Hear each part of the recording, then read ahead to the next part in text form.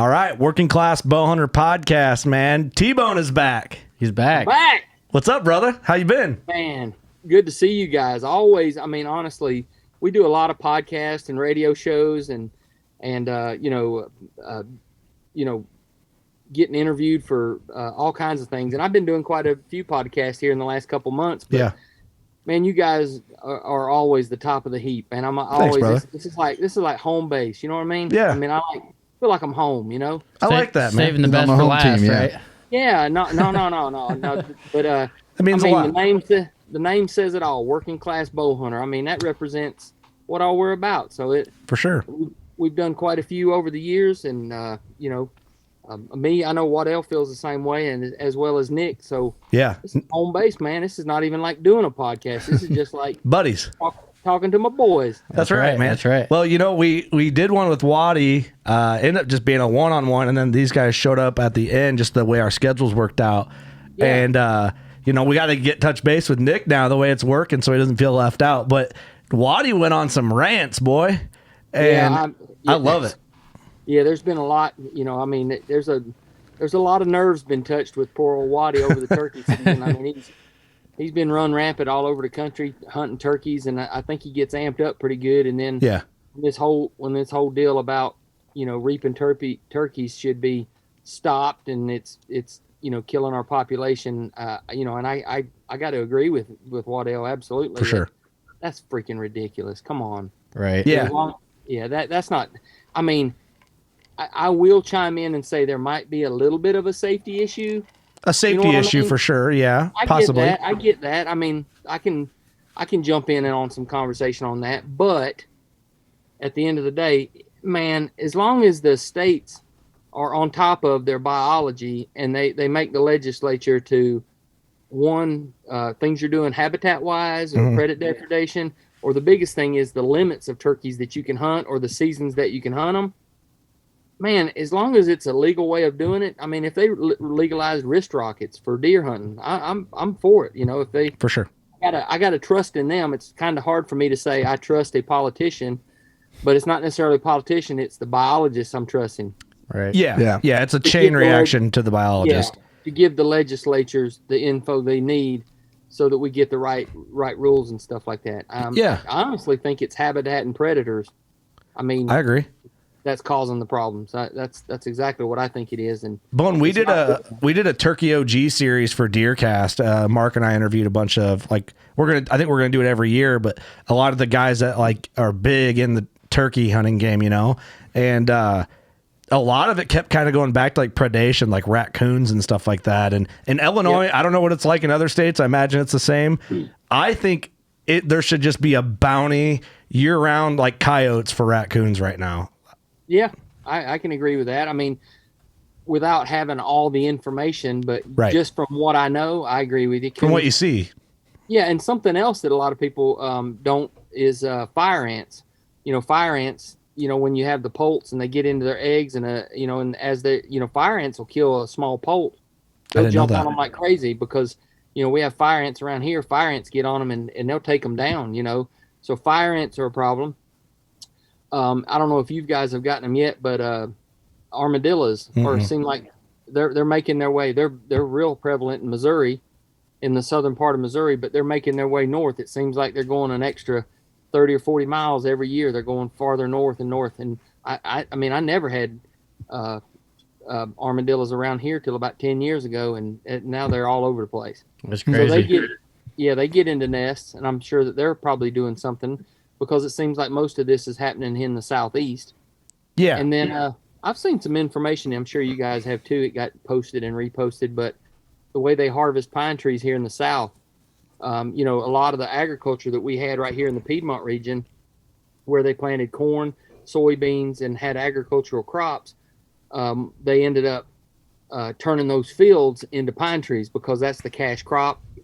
Pine trees grow so well down here. You get a better return on your investment if you plant it in pine trees. So a lot of the agriculture where you're having to turn the crops, they did away with that, planted pine trees. And then in doing so, the hydrax is how they harvest trees now in the last 20 years, 25 years. Whereas before that, guys had to go out there and cut the trees down with a chainsaw. You grab it with a skidder and take it out. So in order to clear the underbrush, because it's like a jungle down here, everything's thick as a wicker basket. They used to go and they would burn every pine forest. They'd burn it, and then that way it'd clear it up to where the guys could get in there and chainsaw.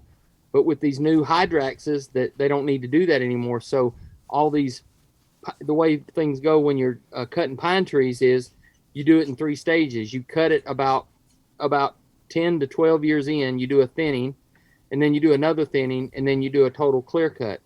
So by the time you do a total clear cut, the forest is like a plantation cut. So the pines are real tall, but there's nothing underneath there. Well, with you let that much sunlight in there under that plantation cut, things grow up and it gets so thick that, the turkeys don't want to go in there, and the predators can get them because they can't get up. So they can't fly and run from the predators easy. So it's easier for them to, they like open areas where they can see and take advantage of their eyes and be in the fields and such like that. Open woods. That's why we get so much success out of burning our properties, because you got so much new growth coming back. It opens up the floor where they can scratch, and then they, have all the young tender growths that they can eat. That's why prescribed burning works so well, and it keeps them safe. So I didn't know all that. I didn't either. Yeah, it's a combination of all of that. Where the way they forest, there's more pine trees than there ever was, so there's less fields. Mm-hmm. The way they harvest them. And then you got coyotes and raccoons and bobcats and armadillos. I think those things are the not top 1, 2, or 3 that's causing the problems with turkeys. And just weather. You get wet weather. You have a wet spring. You're not going to have a good hatch. Mm-hmm. Right. It drowned out the eggs and fire ants, and I mean you can stack up a lot of things, but one thing that ain't is reaping. Because I can assure you, I don't have the physique for reaping. So T-Bone ain't putting a hurt on them reaping. T-Bone, you just wear a shirt with a big full strut turkey on the front of it. I just roll, and they say, surely to God that ain't a human. That's got to be a tumbleweed. We're safe, guys. Tumbleweed. There you go. Just dress up like a tumbleweed. They'll never know you're coming. Well, exactly. Bone, we got a lot to talk about, man. But one thing I wanted to get while we're still kind of on the Waddy-related turkey talk. Yeah. That last podcast and kind of seeing Waddy on social media the last few years probably, and you being so close to him and knowing him, my perspective, and I think it's great. Like I'm not, this is a praise to Waddell, that I feel like he's gotten to the point in his career where he's kind of, maybe saying fuck it is a strong word, but more like, I don't care now. I'm going to state my opinion. And if you don't like it, that's fine, but I'm going to tell you how I feel. And I like unapologetically, he's just going for it. Yeah. He's definitely a leader. He has that leader mentality, and he's always been that way. But yeah, you're right. He has stepped it up a little bit, and I'll give you a little bit of background on that. Between talking with Ted Nugent and getting to talk to some of the politicians, and then plus the way the country's being run or semi taken over, and us getting a little older and more settled, it's like if we don't do it, somebody's got to do it. Somebody's got to speak up for us. For sure.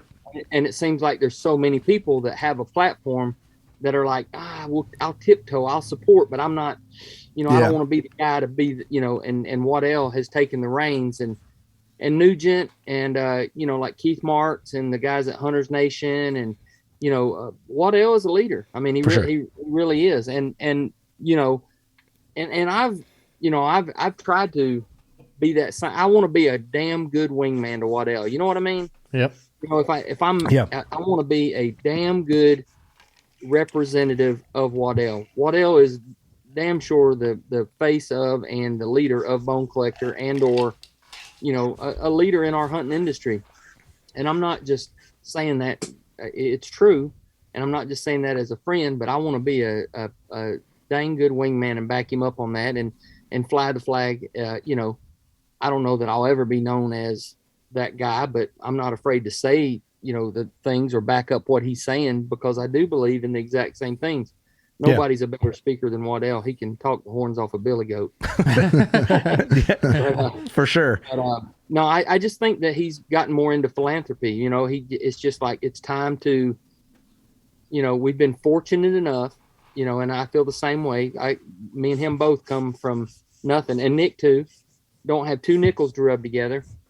we both, it wasn't ever given to us. We pursued a passion, and we're in an industry, and the industry and the folks and the everything about it has been so good to us, and we're getting into the latter years. We're looked upon as, the old guys. We're getting there for sure, and it's time. We've had a good living. We've got to put food on the table for our families, and it's just time for us to give back and to dig our heels in. And Lord knows, man, we've seen the changes. I was on another podcast just the other day, and we was talking about that. Like and I told Waddell this too. I said, man, it's kind of weird how we came in, because we started in the ESPN days when you guys don't remember this maybe, but when the only hunting you could see, period, was on ESPN before TNN. So we were doing that. I was shooting tournaments, and and all the tournament coverages was big on ESPN. We had big money because Pennzoil and Budweiser and all these big companies was backing it because it was on ESPN. So we had lots of prize money back in the 90s, early 90s. And then when it went away, so when ESPN dropped all outdoor programming, then TNN, which is the CMT now, which is the country music television. It was the Nashville network. I'm sure you guys remember that. Yeah. Oh, yeah. That's where all your television shows was. That's where all outdoor programming. And then we transitioned into, outdoor channel, cable television, sportsman's channel.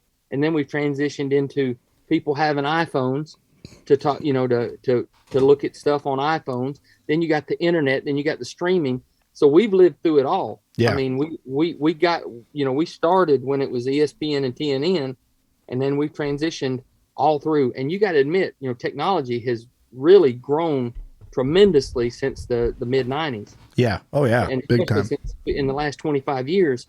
So, we know that there's so many distractions on kids and stuff like that. And we can see our heritage. I mean, all the guys, I'm sure the Drurys will feel the same way, that we're, anybody that you talk to, that has a little age on them, is, man, we got to work hard. Whitetails Unlimited, all these groups that we are associated with, and the organizations. There's a lot to be said for whether it's ducks, whether it's turkeys, whether it's deer, saving all that. That is absolutely. But every one of those should have a portion that goes to saving the hunting heritage, because no matter how much you save these deer and these turkeys and the ducks and the quail, if you don't have people and young kids getting into hunting, we need, and I'm not just saying, everybody focuses on the kids, and they're very important because they're the younger group, but even just getting non-hunters in here. And I guess that goes back to what I'm talking about with Waddell is like, like we need to make sure through philanthropy and our voice, we hope everybody does that. And we hope that we're doing it on a level that we inspire someone that's younger to inspire others as well, rather than just like putting it all on our shoulders and us being, on the top of the rock. We're not saying that. We're just saying we're doing this. We can reach a lot of people, but we all as hunters need to be touching people. Right. For sure. So yeah, I know that's the way we all feel, but Waddell sits around a lot of times thinking about what's going to be my next TikTok or what's going to be my next post. I think it's great. Yeah, absolutely. We got to have it, guys. Yeah, absolutely. Well, it went from, and I mean, I can't even imagine, Bone, from being like thinking back in the ESPN days where everything then was like, I mean, road trips changed how outdoor television's like kind of perceived, I think. But even then, everyone's like all buttoned up, I would imagine, and like telecasters type, to where you got Waddell dropping an F-bomb or two on the Working Class Bowhunter podcast X amount of years later. But I think that's important. Like, I think it's more relatable. I think you can tap into more people when you're that way, because that's the reality of how people are, Yeah, exactly. And then it makes people feel more comfortable, the podcast and the way the road trip show was started. And then of course our Bone Collector show and a lot of the television shows and podcasts, people don't like to feel like they're being talked to. They want to feel like they're just dropping in on a conversation. Okay. Yeah. Just like a podcast, they want to feel like, you don't know I'm watching, but I'm watching you guys. And they don't want to be talked to. They just want to hear, like, I want to hear what, when I was what T-Bone's talking to the guys at Working Class, they're listening, but they're not a part of. Whereas if you're being talked down to, it's like, man, who's he talking to? You know, if I sit here and talk to the screen and you're talking head, nobody likes that. They just want they want to eavesdrop in on the hunting camp. It's for sure. Quit pointing your finger at me. Yeah, exactly. For sure. You need to rattle a buck in this way. Yeah. Listen, I'm the all-knowing TV guy type of thing. Yeah, for sure. Exactly. But you know, you can do both. Likes a chest pounder. Yeah, you can do both too, you know? And I mean, that's what you guys do. I mean, whether that's the mission or not. And the same thing with like Mark and the juries and the DeerCast platform. A lot of it is like, you know, a comfortable watch where you're learning, laughing, but you don't really feel like you're learning, but you are. Yeah. I think that's the recipe nowadays. Yeah, exactly. Yeah. The guy that gets on there and says like, you're going to learn something from me. And this is the only way to set up a bow. And nobody wants that. Yeah.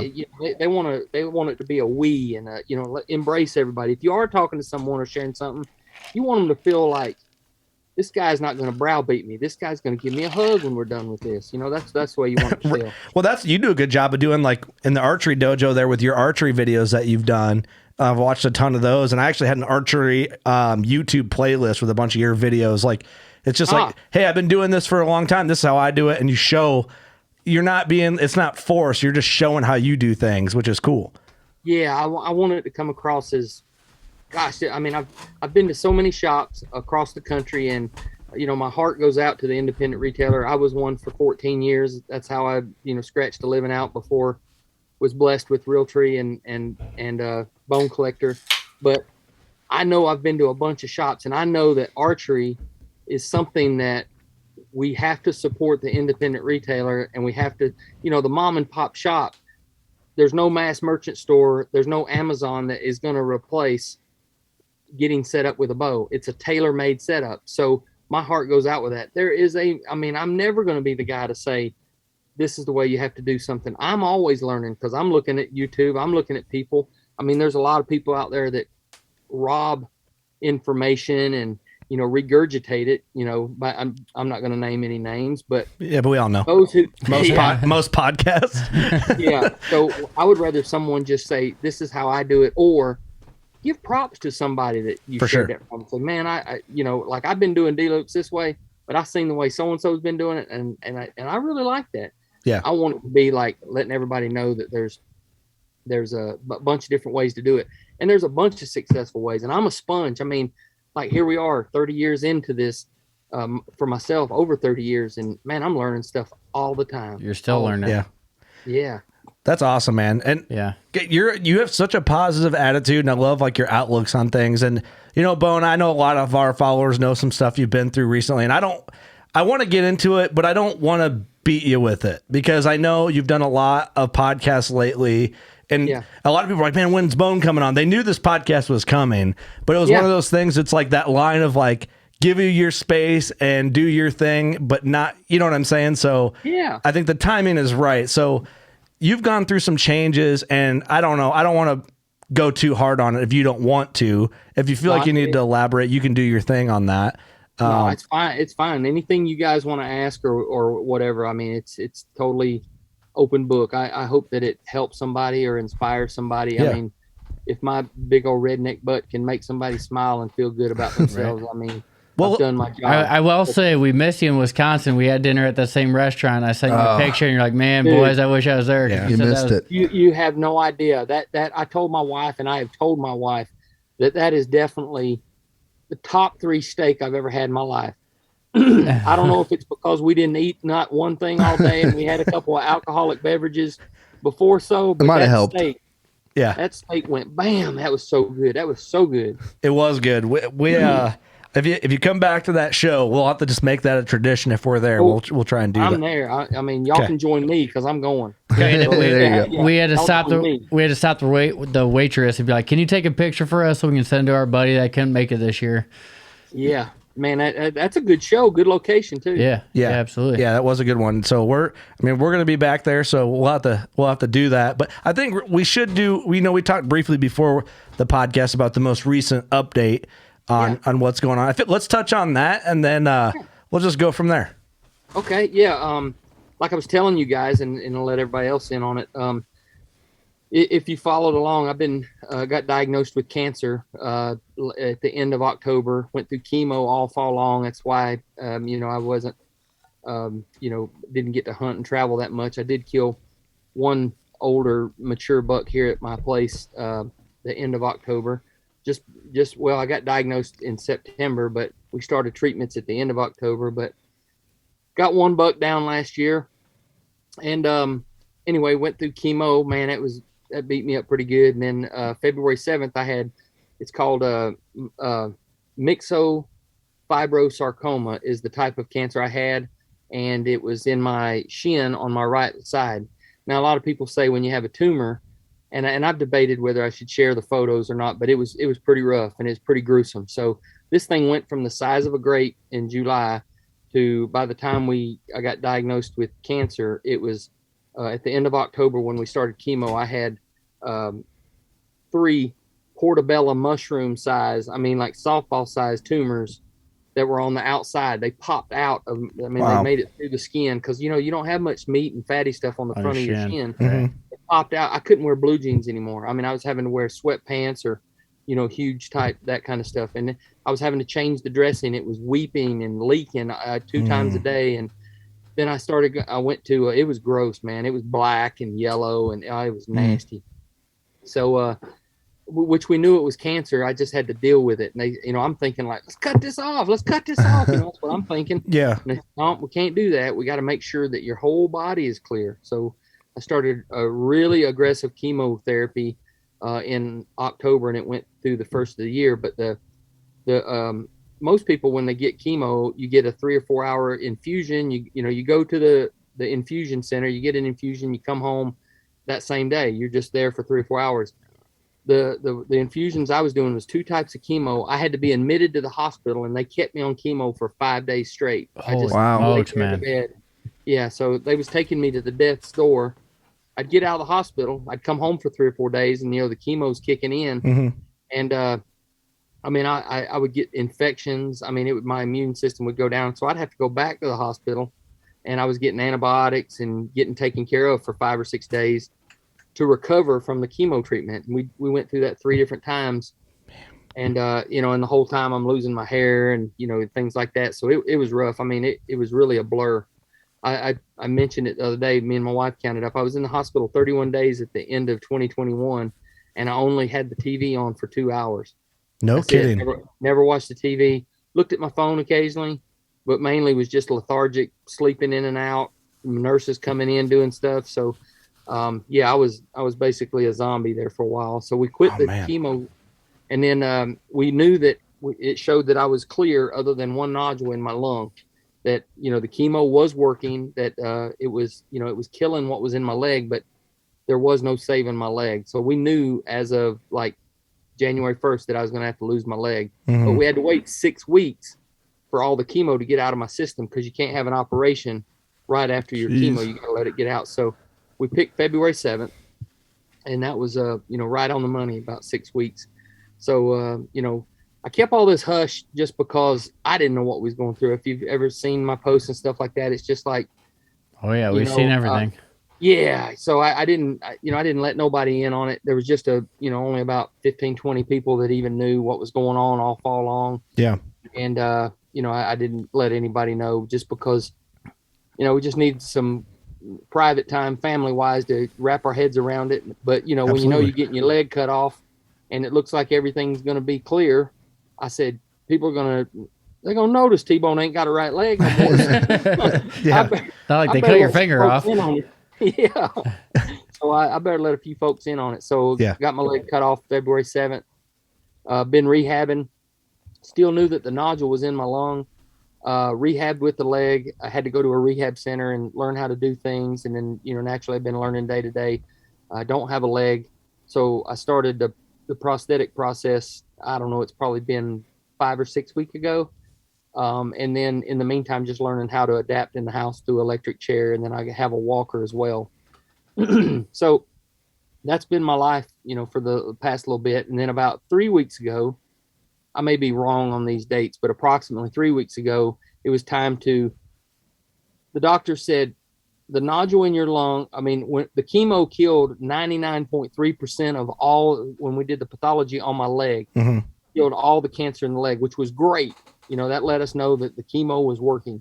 So hopefully any other cells and stuff, and the type of cancer that I had, it likes to go to the lung next. So with that said, knowing that the nodule was in there, it's like, do we leave that nodule in there? Because it's just as easy to take it out as it is to biopsy it. We don't know if it's cancer or not. So with that said, my doctor said, odds are it's not cancerous. Let's just keep an eye on it. And then me and my wife was like, man, I don't want to lay my head down at night knowing that that may be or might not be. I'm not doing chemo now. All it's going to take is that thing to jump start up. Right. And if it's as aggressive as it was on my leg, going from a grate to 3 big portamellas in 2 months, no, we need to get that out of there. Let's just, while it's easy to get, and they don't have to open me up or lose half my lung, let's just be safe than sorry. So what we did is we went in there, and the doctor, the thoracic surgeon, explained to me that they're going to cut the nodule out, and then they're going to take a portion of my lung, which was about the size of a credit card or a little bigger. And they did that under my arm. And I have a new respect for a whitetail that gets punctured one lung. You do. I didn't even think about that, but my whole life I've always tried to hit right in that crease right behind the shoulder. Yeah. Now I'm getting it felt to me. So they went in there orthoscopically. They punched 3 big holes in there and got the lung out and took it out. And the pathology reports come back, and I did a CT scan last week. So the official pathology report and CT scan is there is no sign of cancer in me at all right now. Awesome, man. That's awesome. Yeah. So that's really a positive from last week. So with that said, I've got to go to CT scans every 3 months. Yep. And that doesn't mean that some other type of cancer may pop up, because that can happen to any of us at any time, you know. Yep. But as of this chapter of microsarcoma, it looks like there's no sign of cancer anymore. So we can focus on getting this prosthetic leg in a couple of weeks, and of course just learning all summer long or learning the rest of my life to get used to, you know, life with just one leg. Yeah. Well, that's great news for the situation. It's awesome news. And Bone, dude, like, I don't know how to word this without, I don't want it to sound wrong. I'm giving you a compliment, I guess, because I'm bad with like navigating, sounding, I don't know. You know what I'm saying? Especially in this situation. Yeah. I'm an idiot. I'm trying hard. What I'm getting at is like, you have such like the personality and the positive attitude to go through something like this. And I really think like you need that to get through like tough life situations. And like, because I feel like that's a big portion of your recovery is like how you can be your attitude and outside of that, you know, your attitude. Huge. It's huge, guys. I mean, I'm not patting myself on the back. I'm just saying, man, that's just, it's you real should easy pat yourself on the back, dude. You have every right to. Well, I mean, I look at it as, and first and foremost, don't think I ain't had a few days where my lip was poked out. How could you not? Yeah, I mean, there has been. I mean, but you know, it's been pretty. I've been pretty proud of myself and my family, and it's real easy. No matter what anybody's going through, anybody that's listening, no matter how bad you got it, I don't care. You can't tell me how bad you got it. There's somebody that has it worse or is going through more stuff. And like, you know, like I've said on other podcasts, if I don't, you know, I know everything revolves around hunting and stuff, and they're like, you get back out there, and don't get me wrong, I want to. But at this point in time, I'm baby stepping it. I'm like, I'm looking forward to being able to walk into the toilet and take a big dump. Walk in. Not hobble in on my walker. I'm looking forward to hobbling in there on one leg and a fake leg and taking a dump. I'm looking forward to those little things. For sure. Now, granted, that's going to open the doors up to getting on my lawnmower. I'm looking forward to that. Getting back in my skid steer. I'm looking forward to that. Climbing on my tractor. Living your life. I'm looking forward to that. It's the little things. If I don't kill another deer, I have already outlived my dreams, and I have punched my ticket. I mean, honestly, if I don't kill a cockroach, it's been a wonderful, wonderful career. Like, I mean, I see now that I'm going to be able to. But those are the things that I tell myself to help get through it, meaning like, no matter how bad I've got it, somebody's got it worse. But to add to that, I can't thank the hunting community, the outdoor community, all my friends and family for all the support and outpouring of love from social media posts, from direct messaging, from, just texting me, calling me, constantly a check-in. There's been so many people, I mean, hundreds of texts every week, every other day that come in, and those little things help you as well. Mm-hmm. And, just knowing, like, you don't ever want to go through this as a reality check. Me and Waddell talked about this, but like when I did that first post, man, all the outpouring and the amount of, response as far as like comments and likes and those kind of things. Not that you ever want to let that be a barometer.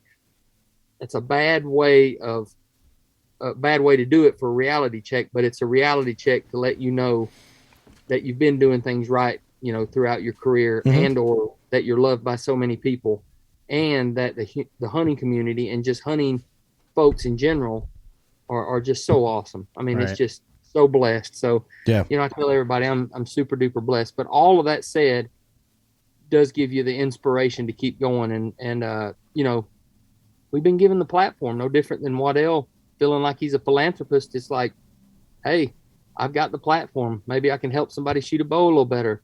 Now with this, I'm having to do this.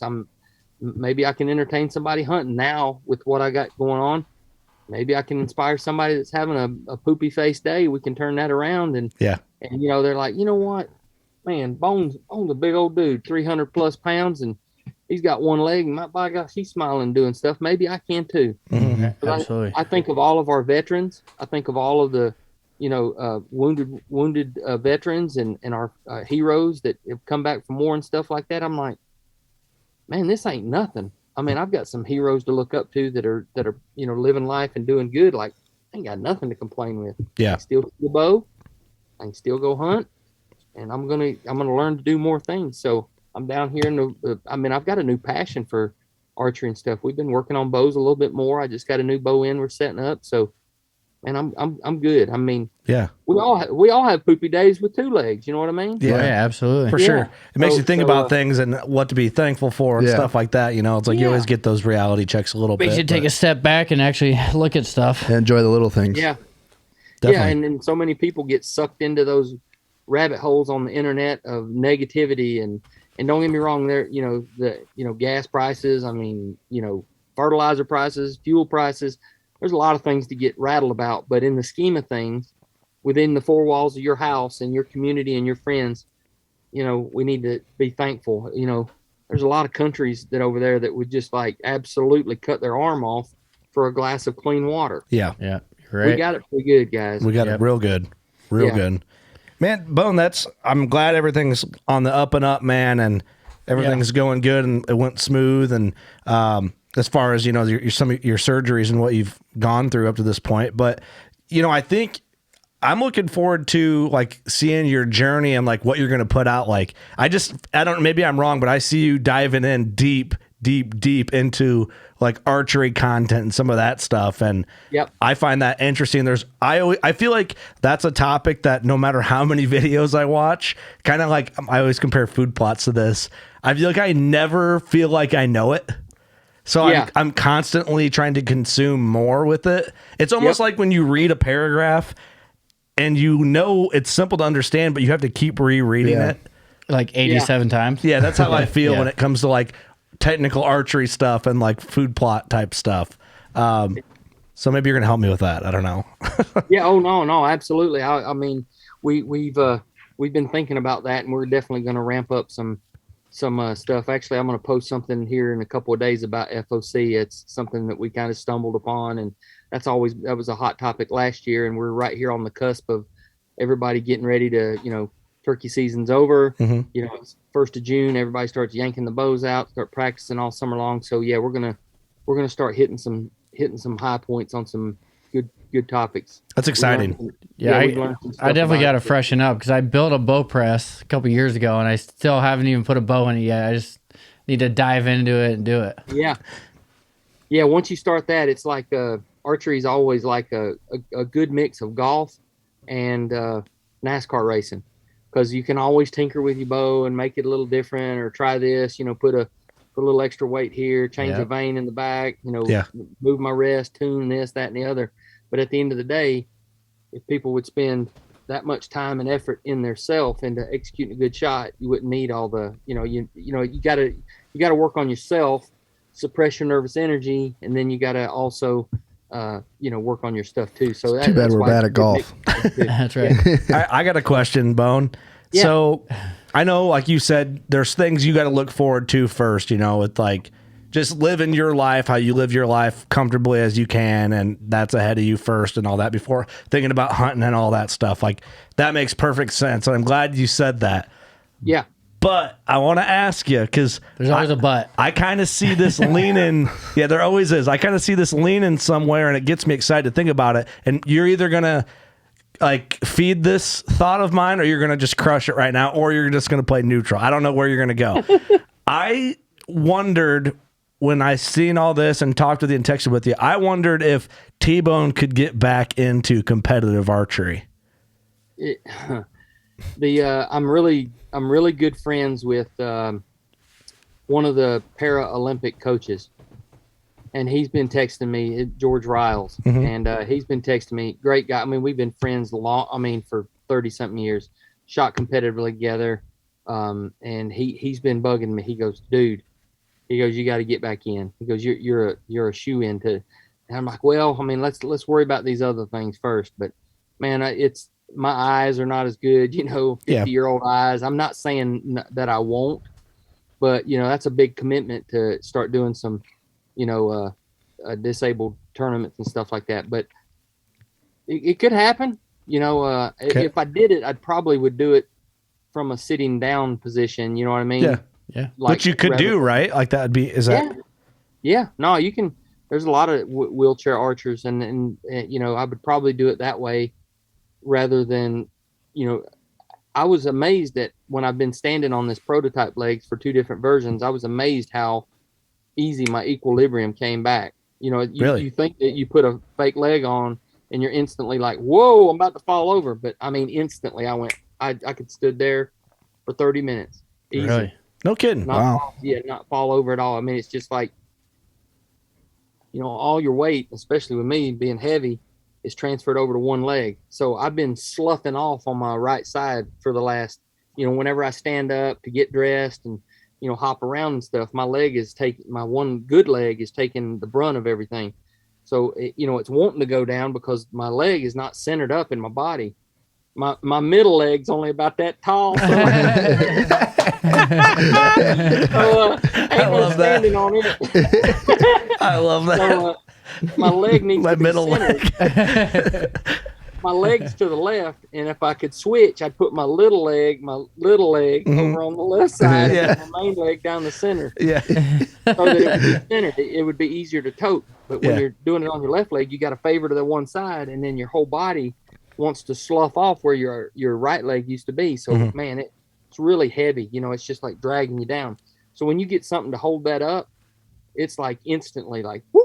Relief. A little bit. Oh my gosh, it's relief. It's like you just feel good about standing. Now walking, I'm having to learn you got to kick your leg out and keep going. But I mean, I'm sure I will be able to shoot my bow standing up for sure. But competitive wise, to answer your question, I would probably, just thinking about it right now, I'd probably go the wheelchair route. Yeah, that's probably the way I would do it. But I've thought about it. It just depends on the how much time, of course, involved. But I could also see you like going into that, into that same thing, but coaching, helping them people out trying to shoot and learn the, without a leg or without arm and everything. Absolutely. As time permits and, careers changing, I know that at this point in my life, at some form or fashion, I'm going to be doing something in the outdoor industry, whether it's, still doing bone collector, which it's your life. Yeah, absolutely. I'm going to be doing something. I'm going to scratch out a living doing something, even if it's fletching arrows at a local archery shop. Man, y'all drop by and see me or something like that. I mean, hey, I'll send you some arrows to fletch up. There you go. He said, "Come by and see him, Eric." Hey, I'll drive down there. Yeah, we'll come down. Well, and it may be a come by and see, but some way I will be scratching. I've been working real closely with a company that's based here in Georgia. It's called Last Chance Archery, And I've got all these inventions and ideas that I've had over the last 20, 25 years. But, you know, life's been moving in the last 15, 20 years at light speed. There's no time to settle down and work on these inventions. And, you know, I'm not a manufacturer. That's not what I'm good at. So it's been real great. But I got the ideas. So I've partnered with these guys, which they're all about manufacturing and shipping and everything like that. It has been a wonderful marriage. I've been working with them for at least a year now, and I've known the family for 20, 30 years as well. The guy who started it, he and I used to shoot tournaments and stuff together, and that's why they called it Last Chance Archery, because he came up with that press, and it was like, this is it. If this thing don't take off, this is the last chance. I'm done. I'm getting old. I'm retiring. If this thing don't take off, we're done. So they named the company Last Chance Archery, and it took off like gangbusters. That's awesome. That is awesome. Yeah. That's cool. You have that many resources like close by that you. Like working with the company UltraView. I'm not sure if you're familiar with them, but they make releases as well as scopes and stuff. And I'm working with them on the grip end of things. So working with them, they're based right here out of Atlanta. Actually, they were all students of my buddy George Riles, who I was talking about, is the Paralympic. So they're based right here in Atlanta. And then with Last Chance Archery, I've got like 6 or 7 ideas I took to them last year, and they're already out. They introduced them at ATA, the new broadhead tuner, the Revolution Arrow tuner, which you may have seen some of my posts. I'm super proud of it. This thing does everything. Nobody has ever brought something to market that actually tunes a broadhead. Everybody goes out and shoots their arrows, their field points arrows all summer long. They're grouping like madman, and then they throw broadheads on there, fixed blades or mechanicals, and they're like, "Oh my gosh, man, I can't shoot anymore." It's not, you know, my groups went from this to this. Well, with this tool here, you know, and it may not be for everybody to buy, but every shop should have one for sure, because you could drop by your shop and say, "Hey, man, how about spinning these and tuning my broadheads?" And they put them on there, and you can actually tune the broadhead to be perfectly aligned with the shaft. Oh, that's awesome. Oh yeah. So I'm really, really excited about that one particular thing, because I've been doing that for 25 years, but I've taken it to a couple of broadhead manufacturers over the years and showed them my idea, but no broadhead company wants to come out with it because it would show that you need to tune their broadheads, you know? Right. So it takes a company like Last Chance Archery that just builds equipment to come out with that. That way, you know, no broadhead company has to say, you know, and it's all broadheads. It ain't just one broadhead. Yeah, they're neutral into the archery game, really. They're just trying to help archery. They're kind of the middleman. You buy an arrow, you buy a broadhead, you need someone in between. Yeah. Yeah, exactly. And that's the point, you know. You have a broadhead, you have an insert, you have a glue tolerance, and then you have the shaft. Somewhere in gluing all that together, things get off. They're the middle leg between the two. Yeah. It always comes back to the middle leg. It always does. It does. Man, that's awesome, man. That's exciting stuff. Yeah. So I'm working with them. So that's been real good. I bought a company, and I've got, you know, I just haven't been able to do it, but I bought a company. The old company was called Stay Tight Sling. A guy invented this in southern Mississippi. He's an older gentleman, and it's you know how this is point. If you watch any hunting video or you put a shotgun or a gun on your shoulder, what does everybody do? They take that thumb and they hook it under there so that it don't fall off their shoulder. Yep. I don't care what type of sling it is, whether it's rubber coated or whatever. And that gun is always wanting to fall off your shoulder. Well, this thing hooks to virtually every sling out there. You hook it to it, and one will fit any gun, so that you buy this thing, and we renamed the company. I bought the company, loved it so much. The guy told me, he said, "T-Bone," he goes, "you can take this to the next level." Man, I appreciate you. You know, I fell in love with it, and I gave him accolades for 2 or 3 years. And he said, "Look, I'm getting too old. I don't want to fool with it, but I would love for this thing to go somewhere." I said, "Well, just sell it to me. How much would you sell it to me?" So I bought the company from him. I bought the patent. I bought everything, brought it back here. Again, I don't have the distribution, and I don't have the way, you know, I'm not into that. Yeah. So again, with my partnership with Last Chance Archery, we have it available. We've redesigned the packet. We've actually added to it, redesigned it, and made it even better. And the company's called Sling Mate now. Okay. So Sling Mate. Sling Mate. Yep. So you hook it and you wrap it around and you're hands free.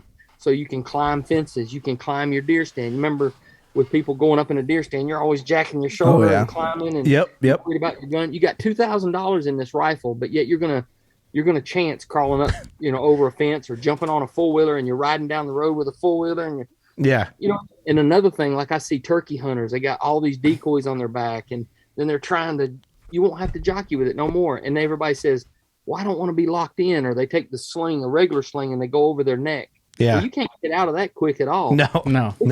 You touch one button, you touch one little clasp down there, and I can get out of that I can use that gun. Let's just say I jumped a coyote walking into my stand. I can get out of that thing as quick as you can get it off your shoulder and load it up. I can get out of it and load it just as quick. No kidding. We're going to do some videos to show that. Okay. Awesome. To show how quick that you can get that out of there. But this thing is a must, because if you want to protect your shotgun from when you're going into the swamps, you're toting in decoys, you're toting out a bird, like the gun is done. We're done with it, but we got to get it out of the woods. And then it's the most important part of the hunt, but yet you're just going to chance it to the sling and hope it don't fall off. And how many times you watch TV real close now? Cause I've watched this. People go to get down and take the hero shot on their buck or whatever, and they do this and the gun's falling off and they don't know what to do with the gun. Yeah. You can put this thing on and yet it's usable too. So I'm super duper excited about this, just bringing it to the masses. It's doing well as it is now, but I can't wait to get behind some more promotions on it and show you guys. But that's awesome. It's really a no-brainer. What's really funny too that you mentioned all this, Bone, because I've killed deer with guns, but I was inspired this spring to get a turkey gun. Just for turkeys. So I killed a couple birds this spring and I got a sling just from Bass Pro or whatever. And I was doing that. Me and my buddy Joe Humphreys were going in with decoys and all the stuff. And I'm doing the high shoulder. Yep. And then trying to keep it there. And then we killed a bird. And then on the way out, I did the Rambo with my sling. And I'm trying to throw the bird over my back with my gun, and it just wasn't working. So I'm in the market. I tell you what, I'll send you guys some. We'll buy some. How's that? No. I'll send them to you. We're gonna buy them from you. No. I promise. I want to send them to you. Let me send them to you. I want you to try them because honestly, you watch anybody on any show, the first thing they do is they take that thumb and secure it. So you're handicapped. You can't look through your binos. If you got this on, you got two hands to climb, to ride a four-wheeler, to jump a fence, to use your binos. Because you only need you're getting from truck to the stand, or you're getting from truck to where you're going to set up on the decoys. You want that gun secure so it's not coming off of you. For sure, you don't want to have to worry about it. This thing will go over a backpack and say, well, I can't use it with a backpack. It goes, it's the best thing since sliced bread. Seriously, guys. You don't want a barrel full of dirt, I know. I don't get that. Look at my gun. I got $1,300 in the scope. I bought the gun. I got $1,000 in it, and I'm gonna hope I get up this 20-foot tree stand. It's so true. Don't fall. Yeah. And then the other solution is you pull it up with a rope. How many people like pulling up a gun with a rope, looking at the barrel? Dude, I've done that with muzzle loaders, and I'm this feels wrong. It's not loaded, but it's still facing you in the face, and you're like, this doesn't seem right. Yeah. So this solves all that. So it's not a sling. It just goes with any sling that you got. That's awesome, man. It fits 95% of all guns out there. So I'm real excited about that. And I'll put a link in the episode description if people can get on there and buy them right now. I'll put it in there. Absolutely, you can go to Last Chance Archery and look up Sling Mate, and you can buy all you want. Great Christmas gift, under $20. See, that's awesome, man. Awesome. Yeah, dude, that's exciting. You think for a guy going through so much and so many changes, you'd relax a little, but you're just busier than ever, man. But that's good. Well, you need it. Well, it's proof positive. It's you're doing something that you're passionate about. You don't feel like you worked a day in your life. True. Right. Yeah. True. So I'm super blessed, guys. We're all super blessed, but I don't want to speak for you guys, but I'm super blessed. Well, we're blessed, man. We are. Yeah. Sometimes we don't realize it. We fall into those traps in life just like everybody else. But it's we're just blessed. 7 years ago, we didn't think we'd be sitting here being friends with T-Bone. That's true. Sitting down with dinner with him and stuff. Yeah, no kidding, right? I know it, man. Eating a delicious steak. Yeah, we like I said, this is home with Working Class Bow Hunter. Absolutely. Love you guys. It's crazy. We talked about, we did a podcast for Deercast. It's, by the time this episode launches, it had already launched, but someone asked, Doug, I think you mentioned it. You brought it up. But the question, we did a Patreon questions, and someone asked, what's your one of your favorite moments while knowing each other, like during the podcast? And Doug brought up a good point. The first time that we had a podcast scheduled with all three of the Bone Collector guys is like waiting. When we finished the previous podcast, we were waiting for you guys to show up. Like, oh, they're coming to like record with us. Like, this is crazy. We're all nervous and stuff. Yeah. It was the first time we actually did. And we had done other podcasts before, you know, separate, not all of you guys just at the same time. Met, and met them in person too. Yeah, all before it was over the phone and everything. Yeah, but it was all three of you guys in person at the same time on the podcast, like there together, like around the table. And it was just kind of one of those cool moments for us. Well, let me ask you this, like, I mean, and shoot me straight. I mean, you know, because we're all good, close friends, but like, when the first time we came in, like, what did you guys think? I'd like to hear from each one of you, like, what was your impression? And you can say, like, man, you know, Nick's a jerk or T-Bone's a jerk or whatever like that. I mean, honest opinion, it's like, because you hear so many people, it's like, you know, they meet you in line, but we really got to share some time that day with you guys. Sure. Where people come by in line and they say, like, man, you're just like us. You're real people. And I'm like, dude, I don't feel any different. I mean, there's a camera shoved in our face a lot, and you know, but honestly, I'm still the guy that. The fat guy that you know, didn't have two nickels to rub together when he was a teenager. I love that. You know what I mean? So Bone, honestly, man, and I can't speak for you guys, but I think we're probably in the same parallel here. We can all say what we need to say, but I feel like it's, you know, people always say never meet your heroes. I was going to bring up that same subject. And in this case, I disagree with that, because you guys are exactly, and we've done podcasts over the phone and talked on the phone and stuff. So I felt like I kind of knew you already more than I knew Waddell and Nick. But it's exactly how I thought it would be. But then too is like, you and I are both into the UFC. So while everybody else is off talking about something else, you and I are talking about fighting. You know what I mean? So for me, like, I feel like that's like that different. I feel like we really know you guys. Right. Yeah. So yeah. Well, I mean, I know so now, but I guess I'm saying, what was your reaction that day?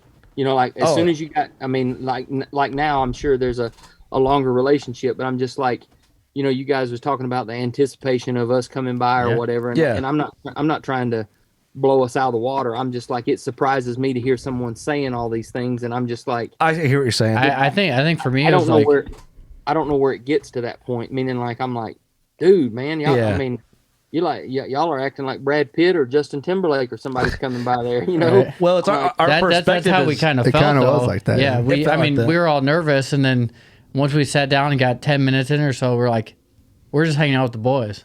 It's what we thought it would be. Yeah, that's what we thought, but we didn't know what to expect. So it's kind of like, we were nervous as hell, but then 10 minutes in, we're like, yep, these are our people. Yeah.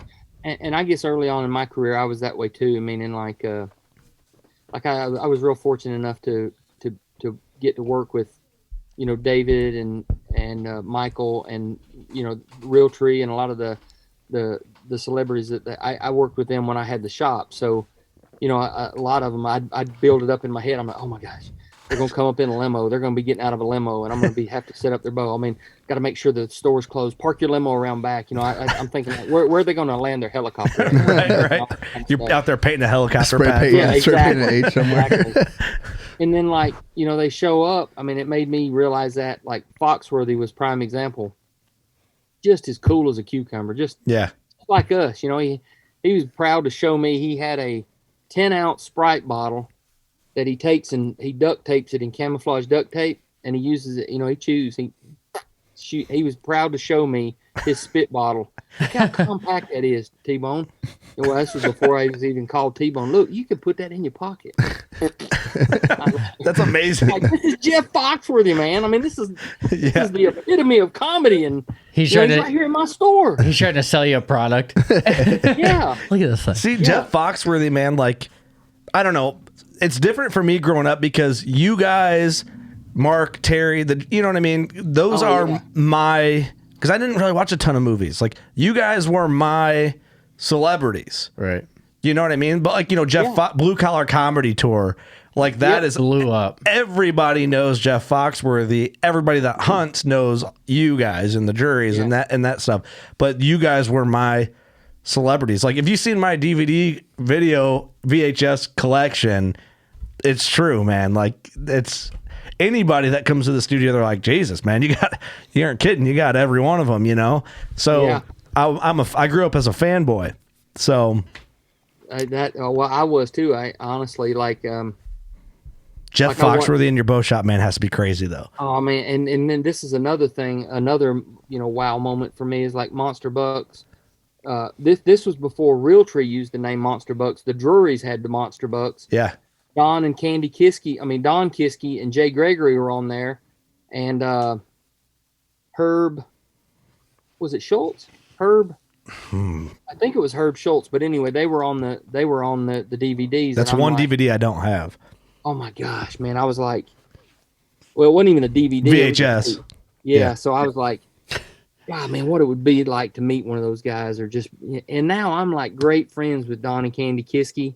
I talk to them at least once a week. Yeah. Mark and Terry we texted for 30 minutes yesterday. Me and Terry. I mean, like, I'm still pinching myself. I think we talked about this before, but I won before we even started Bone Collector. I was a shop owner. I won a free hunt to come hunt with the Drury brothers and a whole outfit of scent blocker suit and a whole thing of biologic food plot supplies for a whole year. And no kidding. In 2005 at the ATA show, because I was going as an owner, as a dealer, yeah. Yeah, so I'm going up there as a dealer, and I win this thing. So I've still got the ticket. I keep it in my office, and every year I show it to Mark and Terry. I'm like, hey, I still got to cash this in. You never went, did you? No, I didn't, but that's what Terry was talking about. He says, man, I'm glad to hear you're doing good. You got to come hunt. I'm like, well, I said, we'll take baby steps. A lot of people think like, well, you can't go hunt there. They're mossy oak and you're Realtree. I'm like, that has never been a issue at all with us and the Drurys. We're tight as a tick. We just talked about that too on that other podcast, the same one where Doug brought that up. Like there was I can't remember which video it was, but you guys were together with the Drurys. I can't remember which one, but I remember being a fanboy of both, separated platforms, even though it's not. Yeah. I remember seeing that being like, oh wow. Like, you know what I mean? It's just one of those things. Yeah, and Mark and Taylor and Matt, all of them, they check in. I mean, as much as anybody. I mean, on a weekly basis, they're such good people. You know what I mean? And they got it figured out. You know what I mean? We're making a living in the industry. Absolutely, we're providing for our family, but they're doing it the right way. They're staying loyal. They're absolutely doing it the right way. So for sure, Yeah, and I think that I would hope that they would have positive things to say about us as well. So, they're on that philanthropy bandwagon as well, meaning it's time to, speak up about things. And they've done such a great job, and they've been such great friends. It's like, it just sucks that we can't spend more time together, man. We wish we could, just like 2 or 3 times a year, have 2 or 3 days together in some type of camp. You ain't got to kill nothing, but just like being camp. Yeah, camaraderie camp. Just doing whatever. Exactly. And that's what I told Terry. I said, well, I can't commit to it right now. And I felt bad about this because David Blanton asked me to go to 7J Outfitters, and it's been years since I've been there, but he wanted me to go the first week of September. And I'm like, because he had to put in for the license at the 1st of May. And I was like, it killed me to tell David that, like, man, I do want to go so bad, but I hate to commit and take up a spot. And or you guys put in for $400, $500, $600 license, and then me not being able to go. It's more than just everybody thinks about. Well, man, we can get you out of the side by side and get you down the hill 100 yards or so, and you can walk it far. It's more than that. You got to think about airlines. You got to think about there's so many things that I'm not familiar with one leg, and I got to build up confidence. Yeah, I get that. Sure. I told him, I said, I would like to think I'd be ready by then, but let's just wait and see. You just don't know. And then I told him, I said, you don't have to put in for a license. If I feel like I'm up to it to go in August, I'll just come hunt. I won't have a license. I mean, they're not going to write me a ticket, right? I mean, are they going to write a guy with one leg? I got one leg. Yeah. Or what we always usually do in the industry, or some folks do, is I'll just hand the bow to the cameraman. It's his fault. The cameraman did it. I don't never do nothing wrong. It's always the camera guy. Right. Yeah. That's the way it goes nowadays. Yeah. And for anybody listening, I'm totally being sarcastic. Oh yeah, for sure. Leaked footage comes up of T-Bone screaming at his camera guy. Yeah. It's like, oh man, he was kidding. He was serious. Yeah, exactly. But I like that you brought up a lot of that. Like how did we feel when you guys came in? Going back to that a little bit. All of us as a group, like I ate dinner with Mark the other day and his wife, and he like held my kids, and like one of those like pinch me type moments. And someone like posted a picture of me and Mark and hold my kids, and they're like, man, is that ever like how does it feel that you get to casually eat dinner with Mark? And literally every time we do a podcast with like Bone or anybody that we've looked up to in the game, we all have the conversation of like, dude, can you believe it? Every time we get off sit back and I don't know, like it's crazy. Yep. Oh, I still do the same thing, guys. I mean, I know I'm a generation ahead, but proof positive is the day before my surgery, on a Sunday, Tyler Jordan and Bill Jordan drove up here and spent 3 hours with me.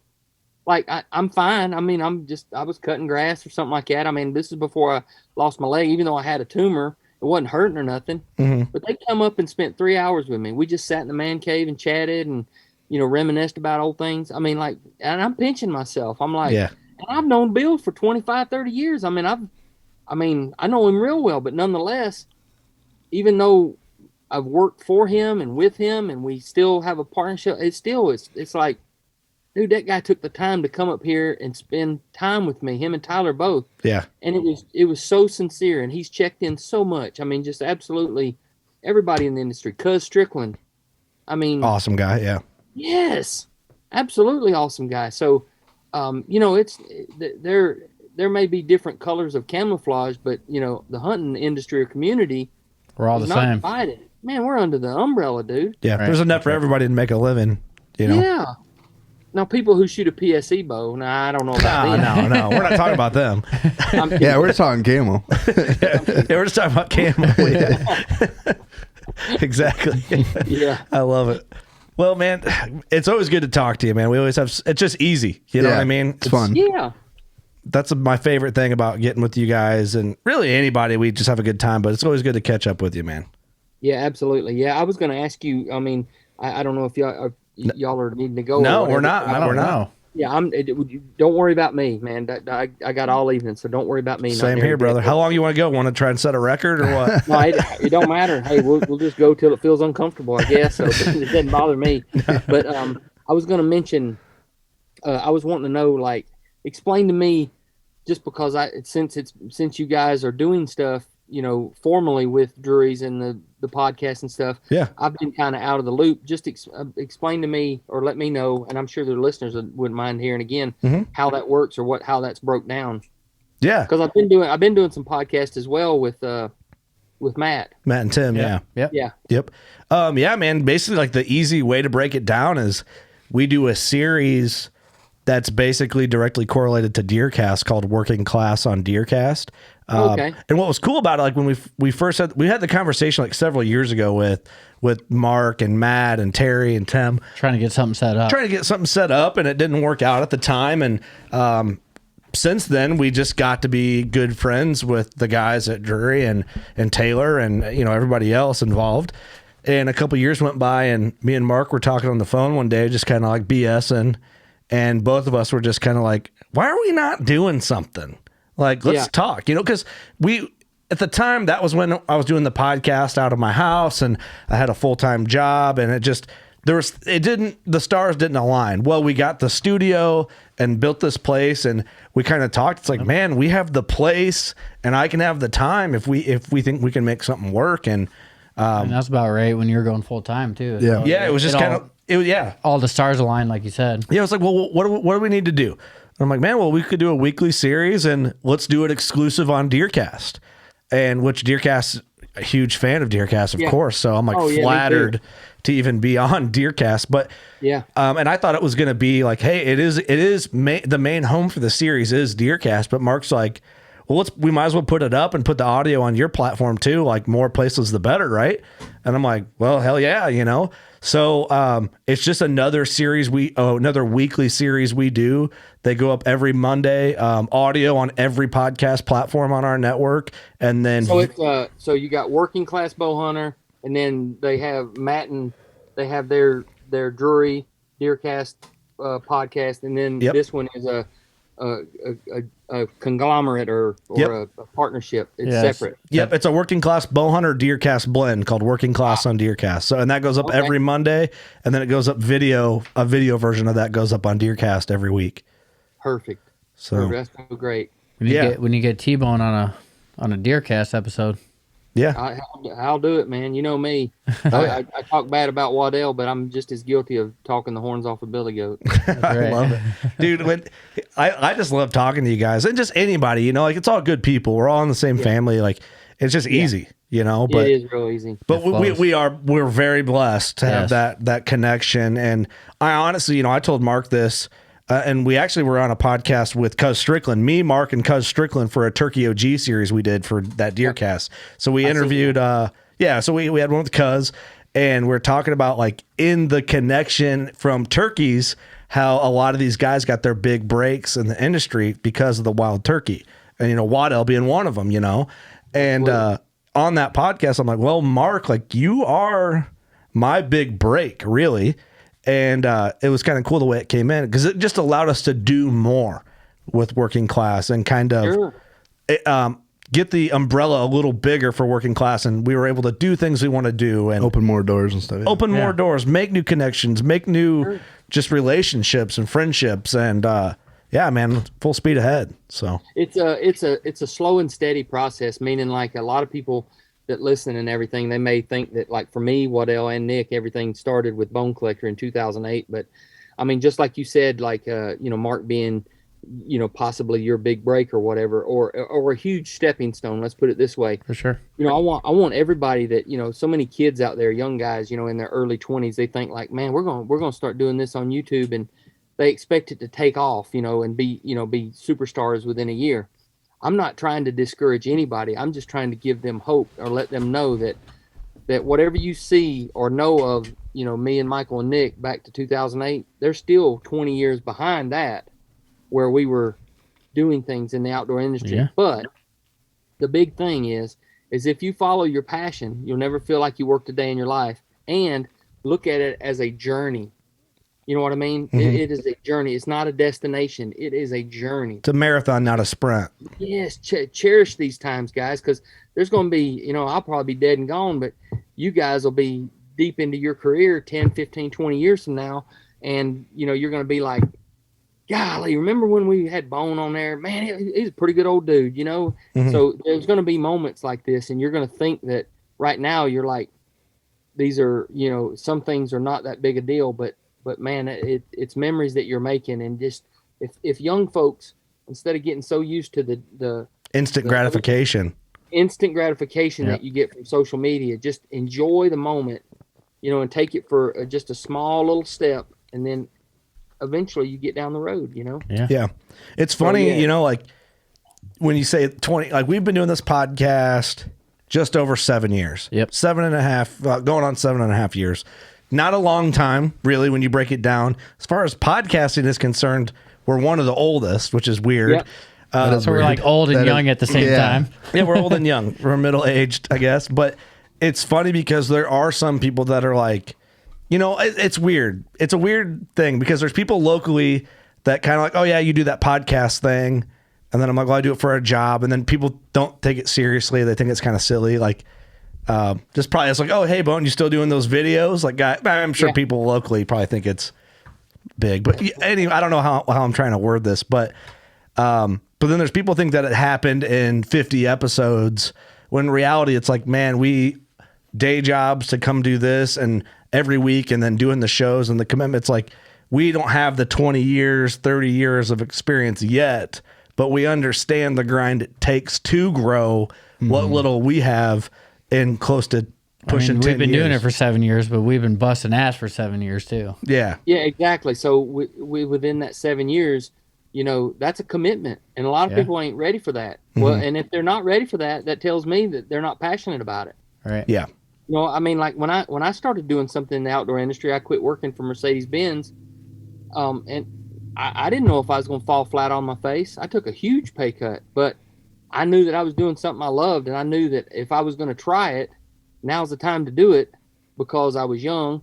I didn't have a family and kids, and I didn't have responsibilities. I'm like, if I get to that point, then I'm going to be dependent on that paycheck, and I'm not going to be able to back off on that. So you can't jump when you want to jump. Yeah. Yeah, exactly. Meaning, like, I can try it now, and if I fall flat on my face, I fall flat on my face. The only person that I'm hurting is myself. Yeah, it's on you, and you just get back up and find a job. Yeah.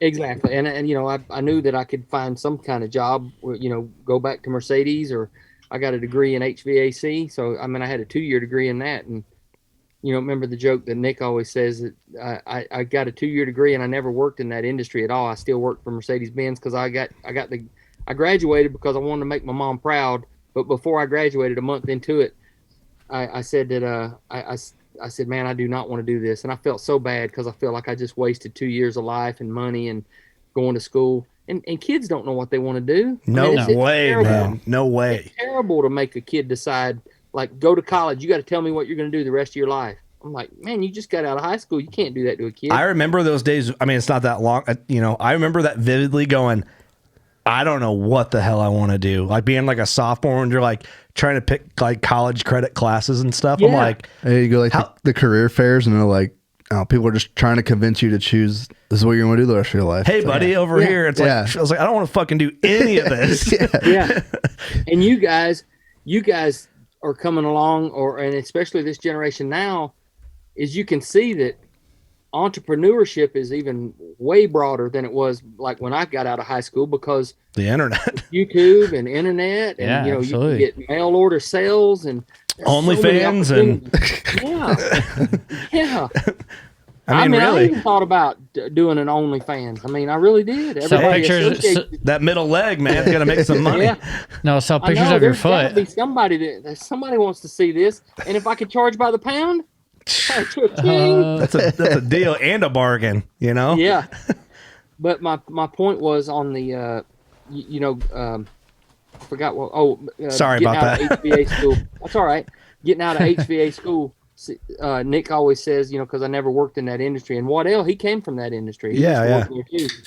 But when I got out, he says, Nick always says in our seminars, he goes, T-Bone's got a degree in HVAC technician, but the only unit he's ever pulled is his own. I love that.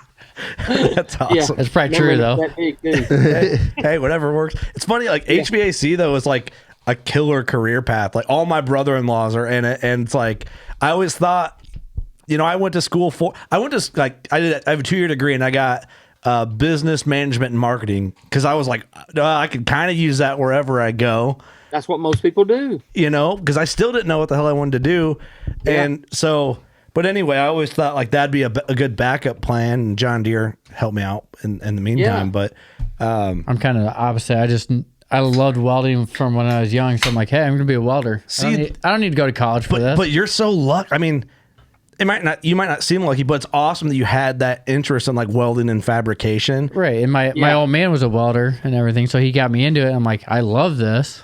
I don't need to go to school for someone to teach me something I already know how to do and love. And you're good at it. That helps. And I'm good at it, yeah. Honestly, if I had it to do over, and if they put a gun to my head, that's what I would do, is go into welding, fabrication, machinist, that kind of thing. That's probably what I would go into, because I like tinkering and building and inventing and stuff like that. Well, that's like last year I made my own bow press. I found plans online and I built it myself.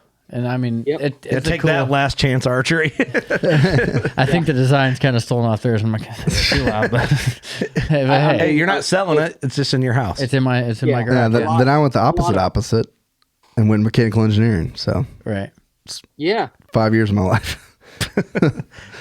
Well, hey. I mean, that's a good job, and it's if you enjoy it, that's fine. But so many people are in jobs that they just can't stand. I mean, like they slam their head into the wall, and it just. and especially in this day and age, it doesn't have to be that way. So, Yeah. I wished, or I like to tell people to pursue their passion. You know what I mean? Yeah. Did you feel that way when you're at Mercedes? Did you have that like bang your head against the wall type feeling?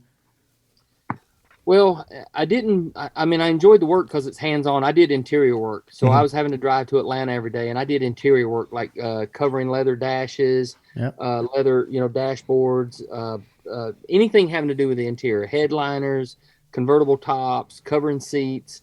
I did anything like that. Meaning, I didn't work for Mercedes-Benz, a dealership. We did all the service stuff for the dealerships, and we did all the warranty work for them. So we may be working on a 1956 190 SL, restoring it, but we did it exclusively. Or we did all there's 3 major dealerships in Atlanta, and anything that they came in related to the interior, like, hey, we got a faulty door panel, or this one's ripped, can you cover it for us or fix it? So we would handle all the service work for the 3 dealerships.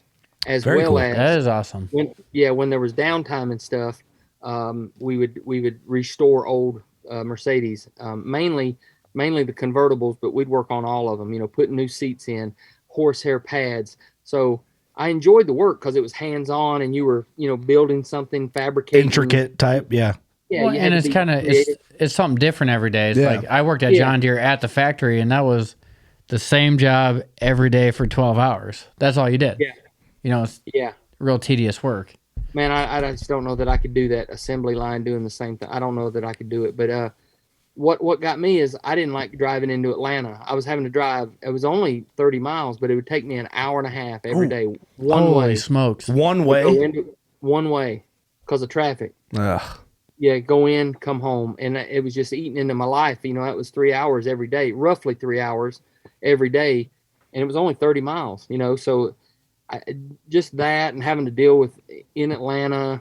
And, I'm like, I just don't want to do this for the next 30 or 40 years. And I just couldn't get enough of, I was shooting competitively, and I was spending probably 30 to 40 hours in my dad's basement. I built a little shop there. I even built a press myself too. My buddy's a welder, and I helped design it, and I helped him weld it. I can weld, but I didn't have a welder in fabrication. But between me and him, we built a press way back when. And so I mean, I was working on bows, just like I was telling you the NASCAR whole scenario in my basement.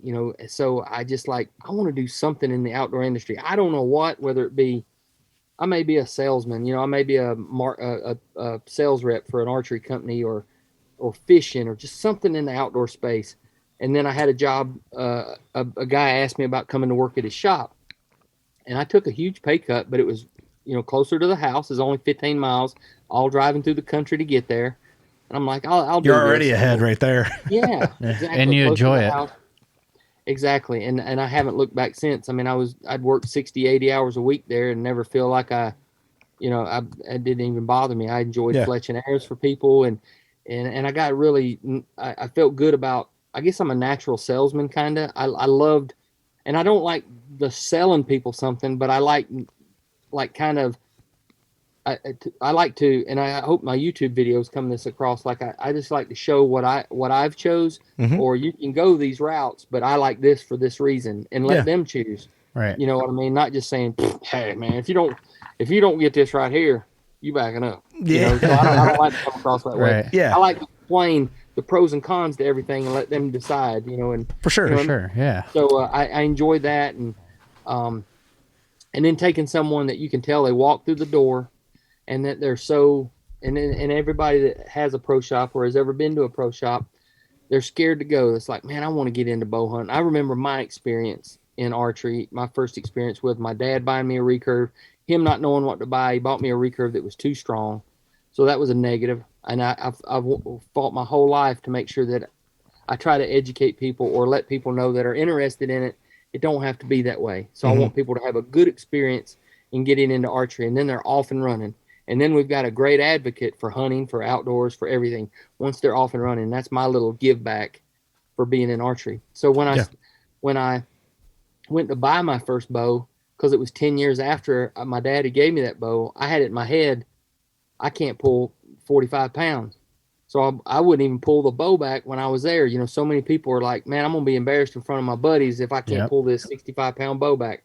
And I guarantee you, everybody that's ever bow hunted has crossed their mind. It's like, I'm going to look like a dang fool in front of everybody. We've all been there. I was so bad. I felt so bad about that. I wouldn't even pull the bow back. That when I took it home, I bought a $400 setup back in 1988, and I didn't even know if I could pull it back. Took it home. I just told the guy to tie the peep sight in where he thought it needed to go. No kidding. You know, he was like, yeah, and I got that bow home, and there's a huge transformation from 10 or 11-year-old boy to a 19-year-old boy. Yeah. So I should have known better. I was so stupid. I should have known better because I was benching 260, 270 pounds, playing a lineman in high school football. I should have known better, but I got that bow home and I about ripped the limbs off of it. And then instantly I felt like, man, I'm going to be able to do this. Yeah. And I'm sure everybody's felt that way because you can just tell how people are when they come to a bow shop. They're like, oh, man, I ain't going to be able to pull this back. So I enjoyed the comforting feeling of I'm going to introduce them. They're going to have a great experience rather than, beating them down or browbeating them or making their experience come into the archery shop. Yeah. I was going to make it pleasant, whether it be a woman, a kid. And it's so wonderful to once they commit to buying a bow and you set it up, even if it's just a beginner, and you take them out there on the range and you let them shoot, and they're thinking like, I'm going to have to shoot every day. I'm going to have to shoot 30, 40, 50, 60 arrows a day and hope I can hit. Everybody goes by the pizza box. If I can hit that pizza box, I can kill a deer or a pie plate. Mm-hmm.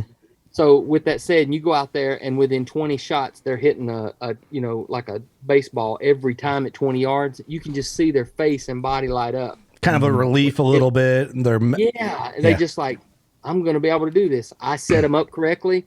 They're not hitting their arm. We taught them correctly. We got them off and running. It's like, all right, I gut hooked another one for archery. I can let you go now. You're hitting 20 yards. You're hooked for life. I'll see you next week because I know you're going to come into my store. Yeah, your archery spirits are high. You did your job. I mean, almost a 180 as far as what they feel about archery. And we did that in a 2 or 3 hour period. It gave me such pleasure. And that's what it's about. It's not even about the money. It's that moment right there that you help that person and that smile on their face.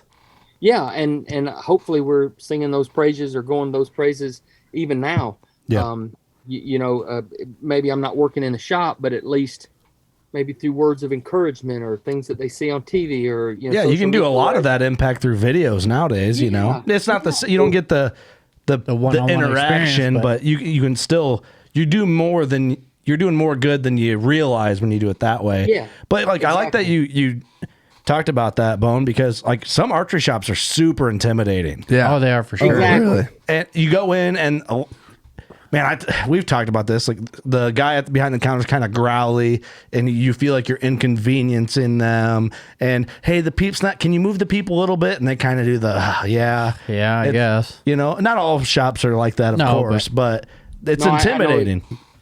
I know it, and I want people to not know that those type of guys maybe not should be in one-on-one customer service person to person. Yeah. They have everybody has a bad day, but they need some PR courses. Yeah, those guys have bad days and worse days. That's the only 2 days they have. Yeah, exactly.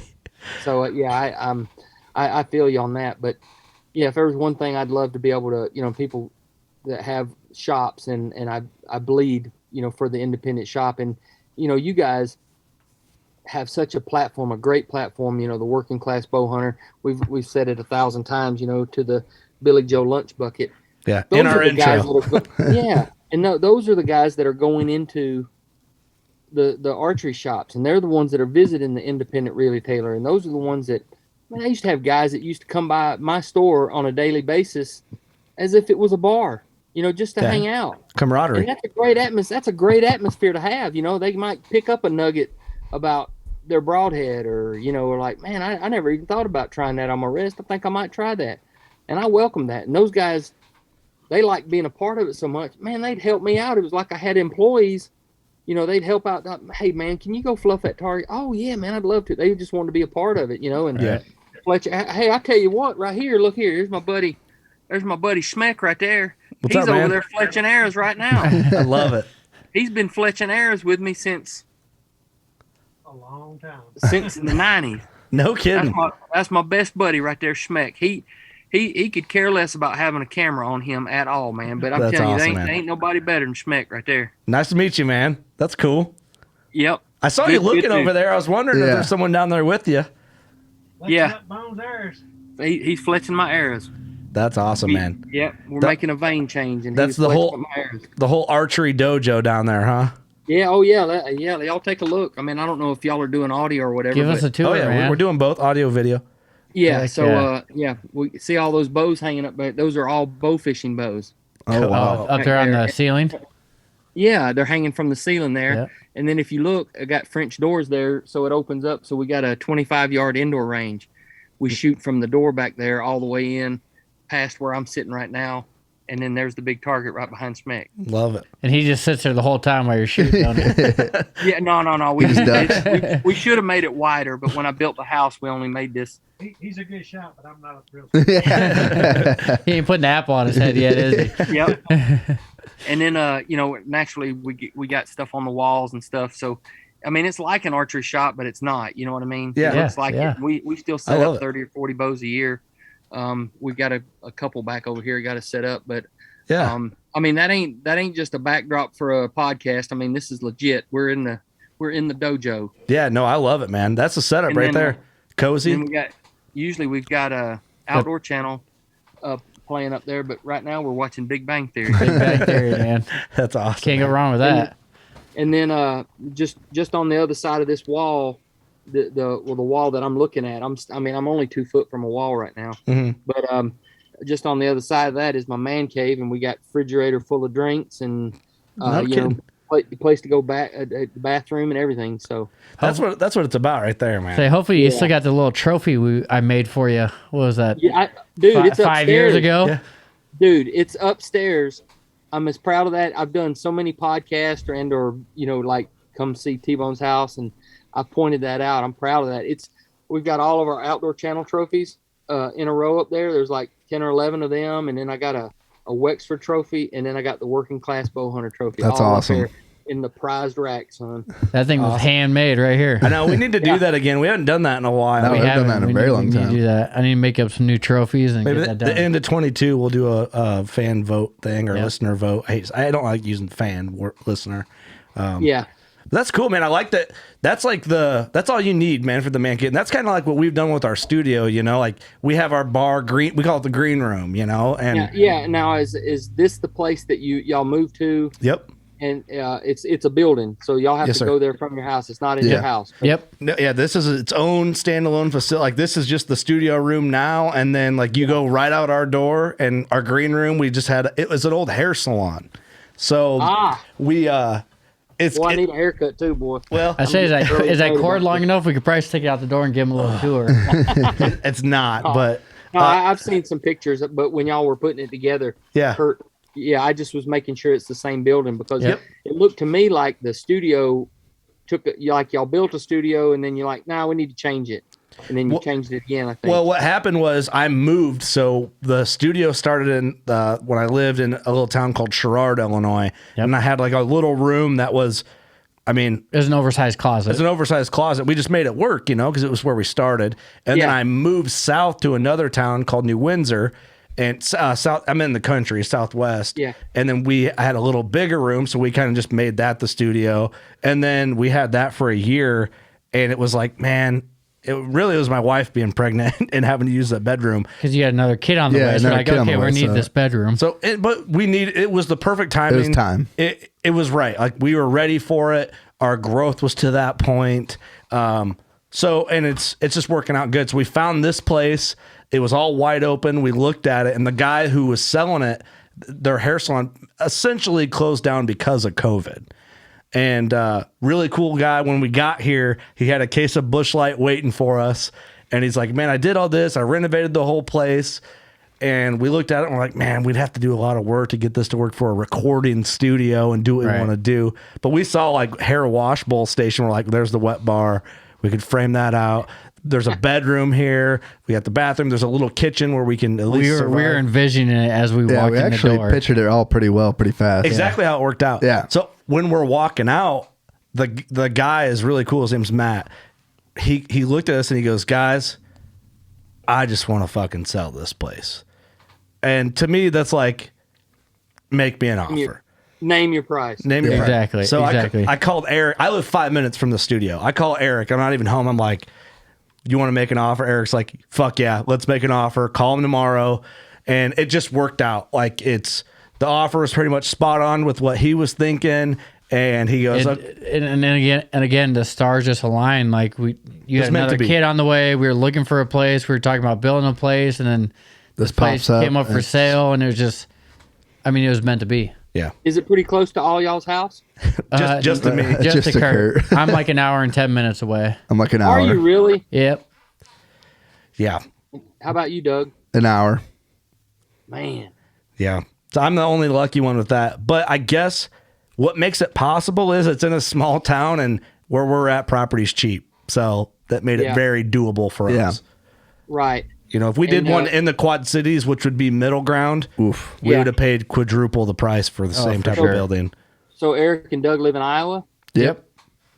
Yeah, I got you.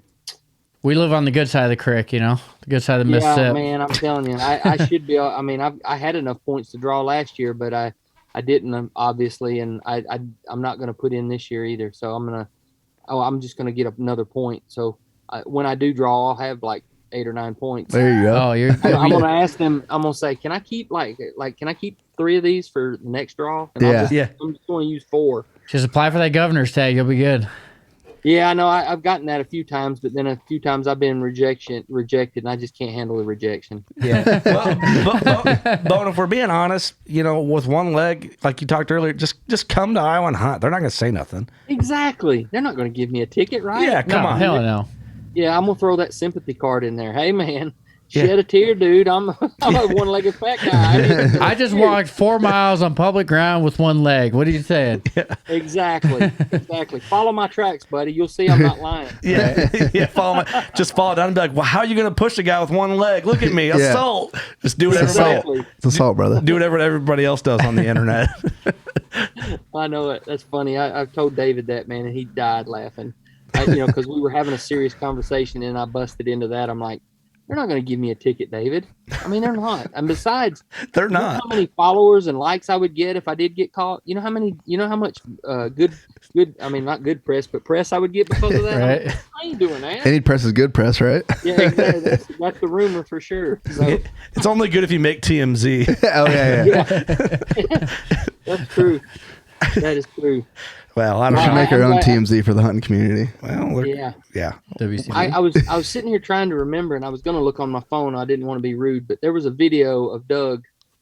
Uh-oh. Oh, boy. I forget. Yeah, it was a couple of weeks back. I died laughing. You had safety glasses on and something other. What was y'all doing? I forgot, but it was funny as hell. Was it when we were in the tree saddles? Yes. Uh-huh.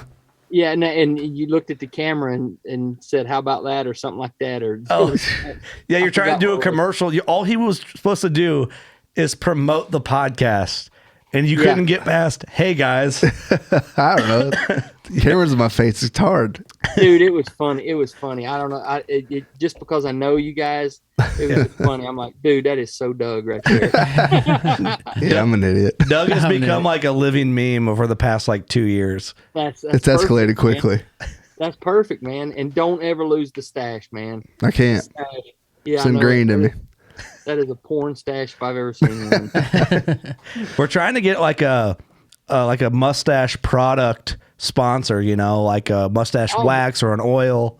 Yeah, beard products. Yeah, absolutely. All of you guys are rocking that, and plus everybody else that listens to this. Yeah, right. It would actually make a ton of. We aren't really looking, but it would actually. Would make a lot of sense. It would make a lot of sense for that mustache, and we could make some pretty good commercials for them. Honestly, I'm thinking about coming up with a beard wax just so that you guys can promote it for me. I'm listening. Tbone, $1 million idea. Let's run with it. You get a wax that doubles as a bowstring wax, so you can also use in your facial hair. Yes, and here's an applicator and everything. You just put it on there like that and rub it on in.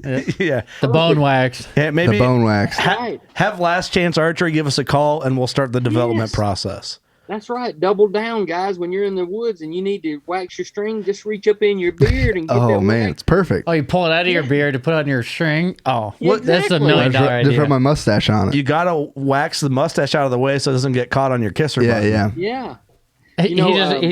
He just waxes over to the left side. All of it. Yeah. The whole thing to the left side so it doesn't get stuck. Gosh, I've never seen somebody have a parted mustache. Everybody grows it out like this. Yeah. You got to have everything like this, like you're standing One in way. an east-west wind.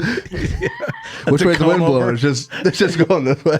T-bone is just like your old cutout hat, Yeah. for the string. Yeah, exactly. So what is going on, Doug, with your just have like this side right here, like 6 inches long, and then it's almost like a cat that you cut half the whiskers off of. Have this in regular. This side, like, Dude, 6 inches long. just grow out the one side. It's a pretty windy day out here. Yeah. Oh my God, that'd be so funny. When I grew my beard out for like a year one time, yeah. and it was just so like, when Joe Dirt, he's like, "You mean to tell me your facial hair just grows in all white trash like that?" That's and he's what like, it was. he's like, Right. he goes, "I don't know what you're trying to say, but yeah, that was me." And Yeah. my mustache was like lion tamer like style mustache, where it was like all long on the ends, Curly cute. and Yeah. it used to get caught in my bowstring, like, and get pieces of it get pulled out, so you'd have to just trim out just the little edge where you're Just cut a little opening. yeah. Doug just cuts a V in his mustache. Yeah, I just cut a V. Like T-Bone's old hat. Be like where my string goes. I had a customer. I don't even need of a kisser mine- button. Yeah, exactly. I don't need a kisser button. I had a customer of mine. This is no lie. This was back when the type of rest that was real popular is called a star hunter. It was 2 blades Yeah. that came together like this, and it had side tension like this. It was mainly meant for someone that shot fingers, but it had such clearance because we didn't have drop away rest. This is long before drop away rest, and it was like this. And those blades, like I would cover them with suede material. Actually, we're working on some right here, and it's but I because I was background was leather and Mercedes Benz, I had a surplus of leftover leather, so I would cover people's rest, custom cover them with the leather. Well, he would shoot it, but then again, when your arrow gets a little dust on there and he goes to draw it back, he goes, because it was dirty. Yeah. So this guy, I mean, he was a weird cat, great dude, but he would do this, man. He'd come down to the shop and he'd shoot just like it was. His name was Kirby Fiddler. Mm-hmm. That's his name. I just Great remember. name. That is a good He name. shot with fingers. He shot with a glove on. Man, he was noted for being a hunter around here.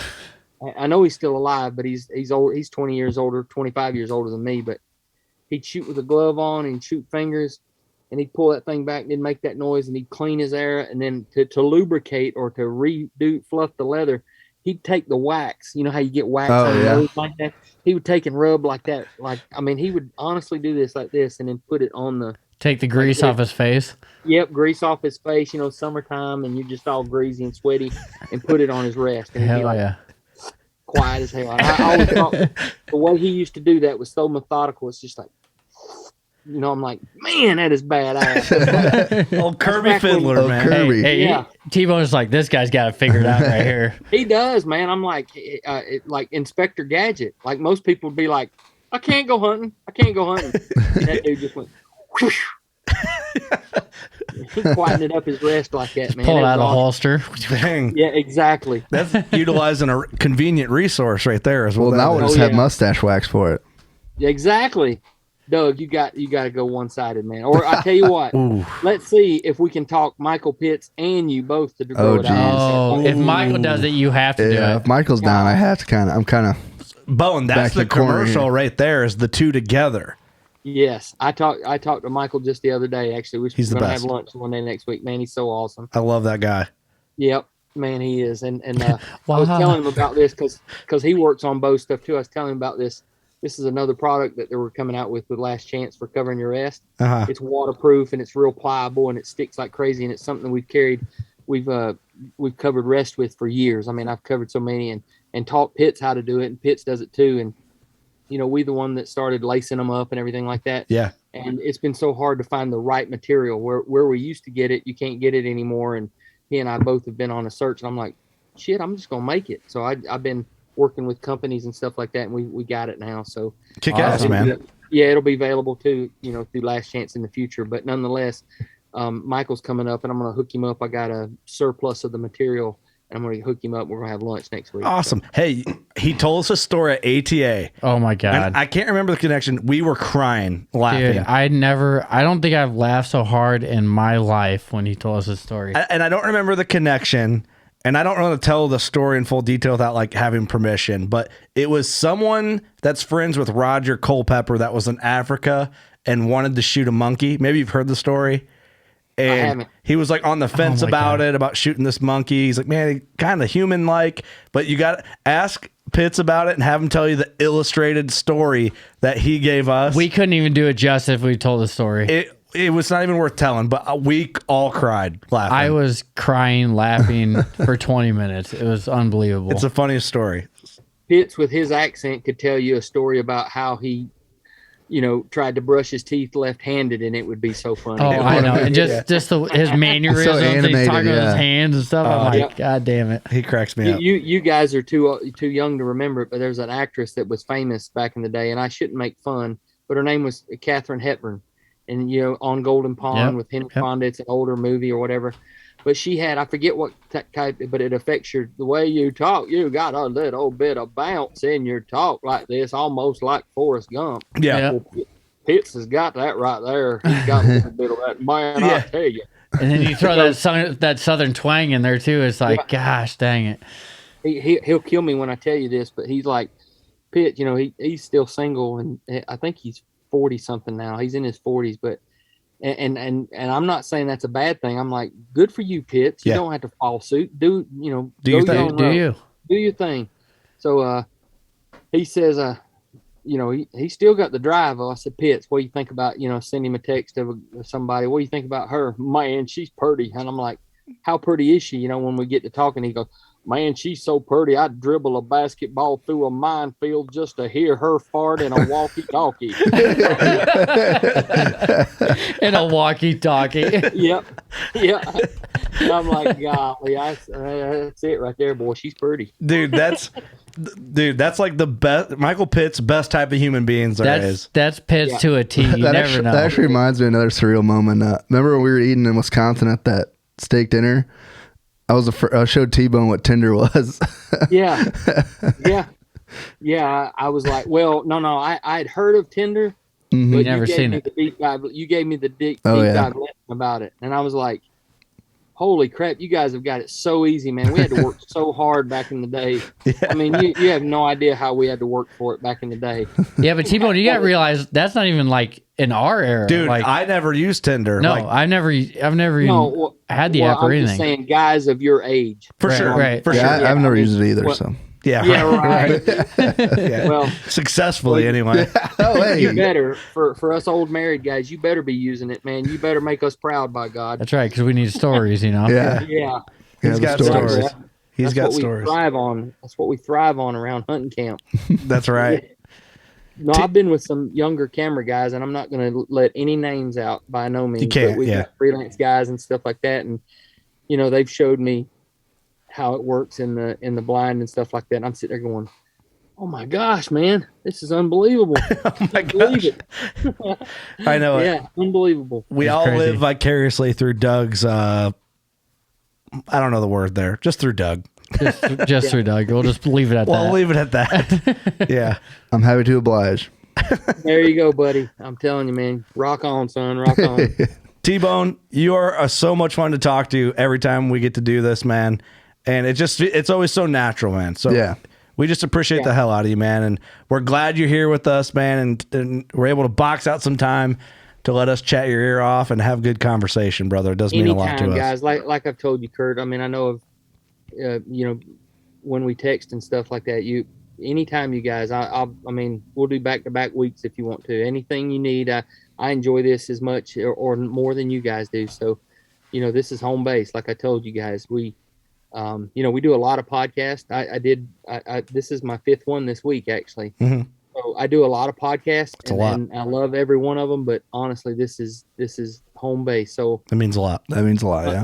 Much obliged, son. I mean, I honestly, I appreciate you guys. Y'all do a great job. Just keep it up and just enjoy the journey, man. Enjoy the journey. Yeah. Thanks, brother. Well, I'm looking forward to seeing what you're going to be cranking out here, and best of luck to you, man. Getting back to it and doing what you do. But I love the motivation. I love your just motivated mind to just anything archery and new stuff is very inspiring. So I appreciate it. Yeah. I love this stuff, man. I'll be on my deathbed and be thinking and tinkering to tell my wife, "Hey, bring in my set of Allen wrenches up here to the hospital." So Right. that's the way it is, man. So archery and hunting has been so good to me. So it's not like there's no gun to my head to give back. I absolutely love it. So it's beautiful. It's been so good to me. Yep. Thanks, T-Bone. I mean, we just been pleasure to know you for the last couple of years, and many more podcasts to come. Yeah.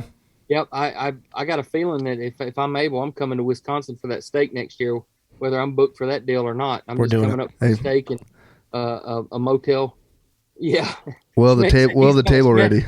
Smick just said he's coming for the steak too. He said, "All right. If we're talking steak, he's coming too." Bring him along. It's a date. Hey, dinner's on us too. Yeah, we got it. Well, don't worry about that, man. We'll worry about that. We're just going to have some good friends and fellowship, and we'll worry about that. We'll do a motel podcast again. That's right. There you go. Hey, in the near future too, we gotta get you in studio so you can see the place. Yes. If I'm up that way, we'll carve out an extra day and we'll do that. That'd be great, man. For Absolutely. Sure. I've been talking with Jordan, the neon sign guy. Yeah. I mean, ever since I met him up there at y'all's podcast, he and I have messaged and stayed in contact and stuff. I keep bugging him if y'all could help me. I'm trying to get him to build me a G5. Like in my man cave, I've got, I love neon stuff. I've got 3 or 4 neon signs, and G5 back in the day made 3 or 4, or it might have been 10 for like good dealers. And I had one, but when I sold my store, it went with it. And I've always loved their blue and white. It just pops. It pops. Yep. Yeah. And I'm trying to get him to make me a G5 one, but he says he's not quite ready to. He's getting ready, and his shop's almost done. His shop. Yep. Yeah. His shop's almost done. But I think that I'm trying to get him to build me one of them, not for free or nothing. I just want him to build, the connection of, hey, my buddy built this that does neon. I want to buy it from him. He's the guy to do it. Yeah, and he's doing I think that their camp that they have is a lot of work on him. Anglers Haven, it keeps him busy, man. And he does that clothing brand, Pull Back and Let Go, which he hooks us up with gear. And I think I sent you pictures of our neon here, but it's just best people ever, man. Yeah. Great people. Yeah, him and his wife, they're great. And but anyway, I've been staying in touch with him. It just goes to show, you never know who you're going to meet, another friend or an acquaintance down the road. And exactly, we're all connected. It's just we got to find time to connect. That's right. Mm-hmm. For sure, man. For sure. Well, we'll put in the good world. Be like, hey, get that moving, Jordan. Come on. Sounds good, man. I appreciate it. We'll bugging. Light a fire underneath them. Well, cool. Stay on the call here, T-Bone, real quick. But thanks everyone for listening. Doug, you got anything to throw in? Nah, just thanks for coming on, T-Bone. Always appreciate it. Start working on that sideways, man. I'll get you a beer. I'll start to get going. Yeah, just text me and let me know if you're going left or right. I want to know so I can let bits in on it too. It matters. That stuff matters. I'm gonna go right, or do you want to go left? No, away from the bow. You got to go with the draw. You go left. You got to go You go left with the draw. Oh, with the draw. So it lays the string lays over the hair. Oh, yeah. Okay. Yeah, so you have to let it grow out on your left side. Your left side. Yeah. Yeah. So you're right-handed, right? So it comes over the right. So right side. Yeah. Right? Right side. It's going right, but you got to grow the left side so it comes over the right. Oh. Either way. It works. No, it's got to go the other way. So it doesn't get in the way of your string. Yeah, if he's right, it needs to go to the left. Oh, okay. Oh, I got you. I'll start growing. You need to keep the right side short for the kisser. Okay. Oh, right. Yeah, you're right. Oh, boy. We'll cut out a V on your right side for the kisser button. This is going to be... And then your left side will be long as shit. And then should I curl it? Yep. Dude, everyone in regular life, it'd be like the most functional mustache ever. Everyone else would be like, what the hell? Yeah. But you think about the conversation piece whenever you're at the bar or your on Tinder, when you FaceTiming with your Tinder date, you can tell them, you could talk for 30 minutes about that. True. You can come up with all kinds It's an icebreaker. Yeah. Absolutely. It's a womb broom. I got caught in a hurricane. The old womb broom, the old cookie duster. It grows in all white trash like this. I love it. Eric, I don't even want to ask you anything to add at this point. Actually, truth be known, is we three being married guys should grow it because it's it might hinder him. It's gonna hurt me a little bit. You're right. Yeah, I know it. You're right. mean, but are you up for a challenge? I do love a challenge. You still pull with a one-legged mustache. With a hole in it. And a little middle leg. Yeah, exactly. A little middle leg. Hey, we're all in that boat. Amen. Oh, man. Well, thank you so much, Bone. Thanks, everyone, for tuning in, watching, and listening. You know what to do. Go shoot your bow. We love you. Thanks, guys.